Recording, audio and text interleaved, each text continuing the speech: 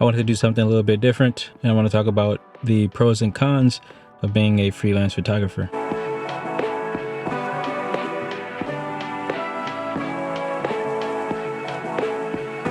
Do know these pros and cons are based on personal experience, so they are very subjective. We've all heard some horror stories about going freelance at some point in time when we had the thought of maybe I want to work for myself or have a side gig where I do freelance work because I need the extra money, or I don't ever want to work for anyone ever again for the entirety of my existence. Two of the major pieces that really stick out for me is that money and opportunity fluctuates. Also, that if you don't have a niche market, then you're dead in the water. And if you aren't bashing your niche market over the head with your elevator pitch, then you're just dead in the water. And in my recent and past experience, there's definitely some truth to that.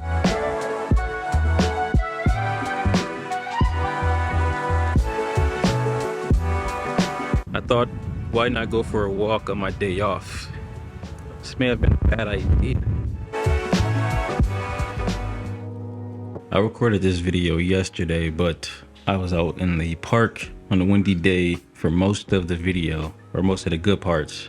And it was windy, so the audio didn't sound that great. So I'm gonna try and re-record it. If you don't have a niche market, then you're dead in the water. And if you aren't bashing your niche market over the head with your elevator pitch, then you're just dead in the water. There is some truth to that, but then there are the ones who, I guess you could say, stumble upon some luck. And the static and noise of going freelance just doesn't really apply to them at all. But that's not to say that they didn't put any hard work in to get to where they are. I want to use the Fujifilm analogy and say what I mean by luck is that they had the right film recipe and then they executed. And that is something that we all have to learn in order to see success as a photographer, videographer, and all the other ographers that have something to do with photography and videography. So here are 4 pros and 4 cons of working as a freelance photographer. But some of these things may apply to other areas of freelance that has nothing to do with photography.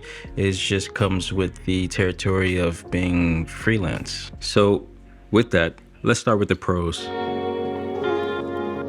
Pro number 1, you don't actually have a workspace. The world is your workspace. The world is your office. Everywhere from your car to a bookstore that you've never been to, and your entire home, or somewhere you designated to be your office, or you're kind of like me where I use my office, the kitchen, the dining room, and any other flat surface where I can place my laptop. Pro number 2, on average, your income potential is unlimited. There isn't a salary cap based on your position. Your income is dependent on various variables that you may have some control over, such as skill level, services offered, ability to negotiate, availability, and a million other things that I'm still learning. I really wanted to get out of the car to do this, but it's raining, so we're just stuck in here in my car office. Pro number 3 is that you set your own work hours. You don't have to clock in, kind of, and you do not have to report to anyone, sort of. And a bonus pro, which this is a pro before the last pro, is setting your own work goals. Your goals is really dependent upon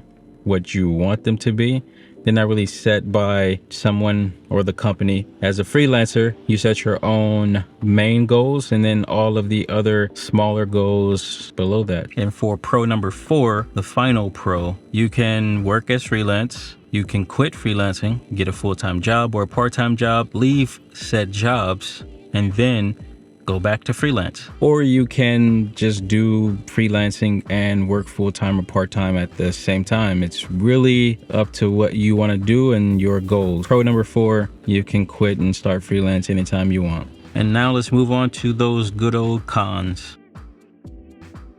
I am now on to day 3 of getting through this vlog. It has been a busy few days. But yeah, we shall track on. Now on to the cons. A big con is the lack of washrooms out when traveling between location and location. I mean, there's gas stations everywhere, but due to the pandemic, a lot of bathrooms are still closed. Yeah, so it's really lack of available bathrooms between locations, especially when you're out on the road for about an hour and 30 minutes to 2 hours between each location. Not having a bathroom or washroom is a real big issue. Most of the time, the schedule is tight, and even if there is a washroom in between or a gas station where you can check, if there is a washroom in between, there's really just no time to stop unless you're just, you just going to be that photographer that shows up to every shoot late. So in the end, you just have to hold it, and it sucks. Con number 2, income potential is very, very limiting. I know. This is a contradiction to pro number 2, which is an upside to going freelance, but it is also a downside to going freelance. Depending on what area you're working in for freelance photography, the market has its high seasons and low seasons. This may be true for every market in photography, but I'm not really sure. I've just been focusing on real estate photography, and I do know that real estate photography has a high season and a low season. It's always best to plan for the lows by maximizing the highs. And what that means is do what I'm doing right now. Work yourself until you burn out and then recover during the low season. But honestly, I started getting busy during the low season, and now it's the high season and everything is really taking off. And on top of that, you have to set aside money and restrict your spending during the high season in order for the money to stretch all the way through the low season until the high season kicks in again, and then you just do it all over again. Con number 3, setting your own work hours. A lot of these are going to contradict the pros because they're all pros and cons. In the beginning of going freelance, setting your own work hours isn't really a thing. You have to be available when the work is available, even during those late hours where you don't want to work. Going off of both con number 2 and pro number 2, the high and low season dictates your work hours. And con number 4, sustainability. Freelance is fun. It has its highs and lows, but it can be unsustainable. At some point, if you want to grow, you have to scale up and legitimize everything that you're doing. And you do that by starting a company, hiring on a few people, and then repeat. Upscale, hire on a few people, upscale, hire on a few people, increase the income potential. But then again, you don't. You can work freelance as long as it's a thing to do. If you want to go freelance and stay freelance for the rest of your life, you have the freedom to do so. Can't no one really tell you that you can't do freelance, but there are restrictions to only working freelance. And I'll maybe talk about that in another video, but there are some things you want to consider when going freelance. You may want to have a part-time job while doing freelance. Just as everything else, freelance has its ups and downs. Now going back to pro number 4, you can go freelance, leave freelance, and then go back to freelance. I am heavily considering leaving freelance for a while or scaling it back a great deal and just getting a job for a couple of reasons. Reason 1, I got my master's about 6 months ago and I want to utilize that degree. And reason number 2, I'm tired of 18 to 20 hour days. And I like to believe I'm a fairly reasonable individual and I know my limits. And right now, I think I'm reaching my limit.